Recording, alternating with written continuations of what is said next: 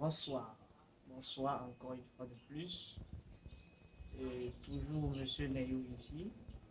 Nous voulons continuer aujourd'hui avec les fonctions trigonométriques. Ce sont des fonctions que vous avez déjà un peu vues depuis même la troisième. Vous avez déjà commencé à voir les fonctions trigonométriques.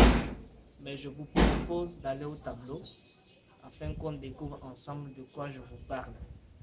Alors, comme vous voyez au tableau, les fonctions trigonométriques.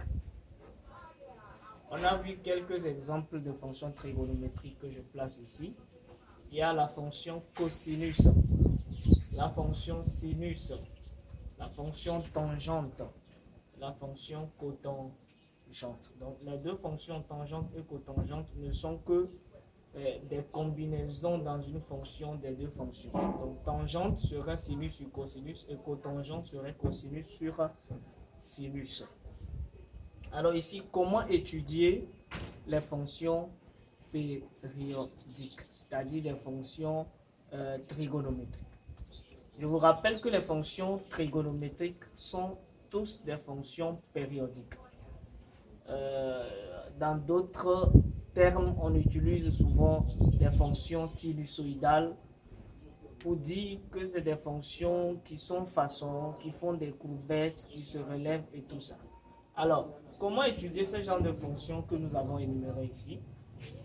D'abord, pour les étudier, il faut d'abord voir quel que soit l'ensemble, quel que soit x éléments de DDF, donc le domaine de définition, il faut prouver que f de x est égal à f de x plus t, t étant la période. Donc, qu'est-ce qu'il faut voir? Il faut d'abord vérifier et être sûr que t est la période de cette fonction. Il faut détecter d'abord la période de la fonction. Quelle est la période de la fonction trigonométrique que j'ai à mon niveau dont je dois étudier? Donc, pour démontrer qu'une fonction f a pour période t, il faut arriver à prouver que quel que soit x éléments de son ensemble de définition, f de x est exactement égal à f de x plus t. Si cette condition est vérifiée, tu peux conclure facilement que t est la période de la fonction f de x.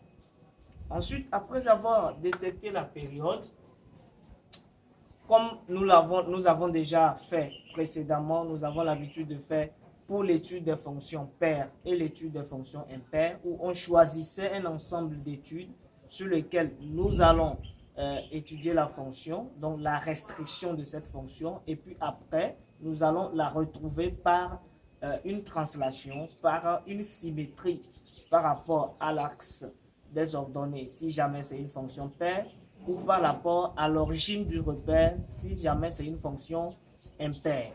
Ici également, nous allons choisir un ensemble d'études. Sur cet ensemble, nous allons étudier la restriction de la fonction à étudier. Donc, E serait égal à l'intersection de l'ensemble de définition et d'un autre ensemble K. K est un intervalle qui a pour amplitude T, qui a pour amplitude P, T étant bien sûr la période dont nous avons déjà vérifié l'évidence ici. Donc, T c'est la période. Nous allons choisir un ensemble donné K et nous allons nous assurer que cet ensemble a pour amplitude la période de la fonction. Ensuite, nous allons trouver cet ensemble et nous allons faire une intersection avec l'ensemble de définitions de la fonction et nous trouvons un ensemble E sur lequel nous allons faire l'étude de la fonction de cette restriction. Ensuite, déjà à partir de là, nous allons pouvoir tracer, parce que la fonction étant étudiée, sa restriction, nous allons tracer une courbe C0 qui n'est que la représentation graphique de la restriction de f sur l'ensemble E. Et à partir de là, nous pouvons retrouver la courbe tout entière en faisant une translation de cette courbe C0 à travers le vecteur K, le vecteur VK de coordonnées KT et 0 K étant élément de l'ensemble des entiers relatifs. Et une fois cette procédure maîtrisée, vous pouvez étudier toutes les fonctions, des fonctions trigonométriques. Alors, nous aurons quelques exemples. Nous allons prendre un exemple, nous allons étudier et vous verrez comment est-ce que nous pouvons retrouver par une translation de ce vecteur kt. Bien sûr, t c'est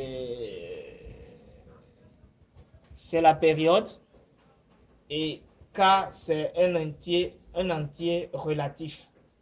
Donc, nous allons déplacer juste la courbe C0 à travers le long de la droite des abscisses, puisque l'ordonnée est nulle, donc c'est l'abscisse qui est encore présente, elle n'est pas nulle, donc nous allons déplacer cette courbe le long de l'axe des abscisses pour retrouver la courbe entière de cette fonction. Alors, nous allons passer voir quelques rappels. Il faudrait avoir en tête que la fonction cosinus de x et sinus de x sont tous des fonctions périodiques, comme je l'ai déjà expliqué plus haut, mais leur période t en ce moment est égale à 2π. 2π, c'est la fonction et c'est la période des fonctions cosinus et des fonctions sinus. Je vous remercie, c'était tout pour cette vidéo. Et la fin sur le cours des fonctions trigonométriques. On va se retrouver après pour un exercice d'application sur les fonctions trigonométriques. Je vous remercie et à très bientôt.